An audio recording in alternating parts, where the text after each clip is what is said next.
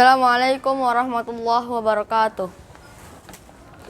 Alhamdulillahirabbil alamin wassalatu wassalamu ala asrafil anbiya'i wal mursalin wa ala alihi wa sahbihi ajmain. Amma ba'du. Sahabat SMP Muda yang berbahagia, syukur alhamdulillah, mari kita senantiasa memanjatkan rasa puja dan puji syukur kita kehadirat Allah Subhanahu wa taala yang telah melimpahkan kepada kita nikmat sehat dan nikmat kuat. Sehingga pada saat ini kita masih diberi kesehatan serta kekuatan untuk menjalankan ibadah puasa di bulan Ramadan tahun ini.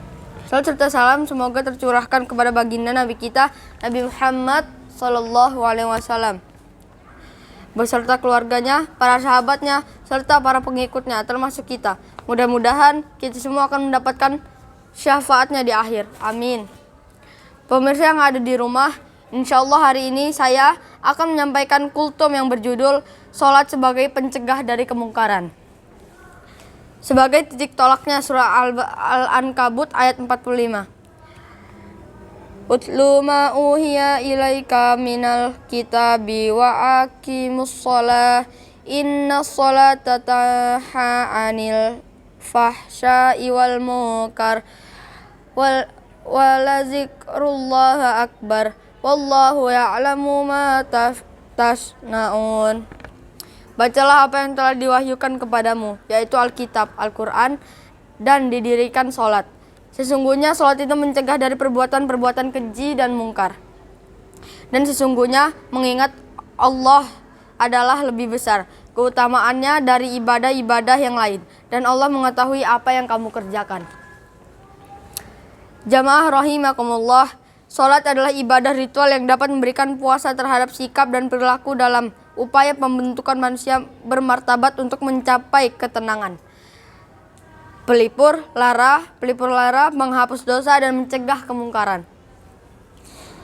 Salat merupakan sistem hidup, cara pembinaan dan pola edukasi yang paripurna meliputi kebutuhan fisik, psikis dan hati. Itulah sebabnya Rasulullah SAW manakala ditimpa suatu persoalan atau mengharap sesuatu, beliau segera membawa jiwa dan raganya dalam indahnya sholat menuju kepada Allah Subhanahu wa taala untuk mengadu kepada Zat yang Maha Tahu dari berbagai problematika yang dihadapi. Sebagai bangsa yang sedang bangkit dari keterpurukan dan krisis multidimensional serta dalam memperbaiki kembali elemen kehidupan yang porak-poranda. Mengejar keterbelakangan, memerangi kemiskinan dan kebodohan, serta dalam proses memecahkan kompleksitas permasalahan secara komprehensif menuju masa depan bangsa yang jaya dan mandiri. Maka perlu pribadinya tertata apik oleh nilai sholat, yaitu tanha 'anil fahsya'i wal munkar. Dalam upaya menjadikan sholat berkualitas, kiat-kiat harus secara lahiriah maupun batiniah, sebagai dikemukakan Imam Ghazali dalam kitab Ihya Ulumuddin. Pertama, hudurul qalbi atau menghadirkan jiwa, yakni pada sholat maka konsentrasi kita terfokus pada menghadap Allah yang kita sembah dan mengesampingkan personal duniawi. Jangan sampai kita masuk dalam kategori orang sholat tapi masih celaka, seperti dalam surah Al-Ma'un ayat 4-5. Maka kecelakaanlah bagi orang-orang yang sholat, yaitu orang-orang yang lalai dari sholatnya. Kedua, at-tafahum artinya menghayati. Apa saja yang dikerjakan dalam sholat, baik berupa bacaan maupun pekerjaan anggota badan lainnya, karena di dalamnya terkandung pernyataan persiapan janji kepasrahan secara total, fokus ingatan hanya kepada Allah Subhanahu wa taala. Allah berfirman dalam surat Toha ayat 14. Sesungguhnya aku ini adalah Allah, tiada Tuhan yang hak selain aku.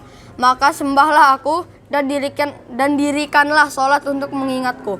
Ketiga, at-tahzim artinya sikap mengagungkan Allah sebagai Tuhan yang disembahnya, serta menyadari sepenuhnya bahwa dirinya adalah manusia yang sangat lemah di hadapan Sang Kholiknya. Keempat, al-haibah, yakni rasa takut yang sesungguhnya kepada Allah Subhanahu wa taala. Bila Tuhan Maha Kuasa yang sangat pedih siksaannya yang bisa berbuat apa saja menurut kehendaknya. Kelima, ar-roja, yakni harapan untuk mendapatkan rahmat dan ridho dari Allah Subhanahu wa taala. Dialah Tuhan yang Maha Pengasih dan Maha Penyayang. Keenam, al-haya, yakni rasa malu kepada Allah Subhanahu wa taala. Karena apa yang disembah kepadanya belum sebanding dengan rahmat dan karunia yang diberikannya. Sahabat SMP Muda rahimakumullah, kita harus berusaha secara maksimal untuk menghayati sepenuhnya makna yang dikerjakan dalam sholat, sehingga kita dapat memadukan antara ibadah ritual dengan nilai-nilai yang terkandung di dalam sholat. Akan terbiasa merefleksi dan perilaku sosial. Sabda Nabi Muhammad SAW, barang siapa yang sholatnya tidak mampu mencegah dirinya dari perbuatan keji dan mungkar, maka dalam pandangan Allah dia tidak akan mendapat tambahan apa-apa dari sholatnya itu, melainkan kebencian dan semakin jauh darinya. Kita mendambakan ketenangan, baik dalam kehidupan pribadi maupun sosial kemasyarakatan, sehingga langkah awal dengan menghayati serta menjiwai ibadah yang sangat dilaksanakan. Dari sana nantinya akan tumbuh kesadaran kolektif antar sesama yang berujung pada terciptanya masyarakat religius, baik secara spiritual, moral maupun sosial. Demikianlah yang dapat saya sajikan di kesempatan ini.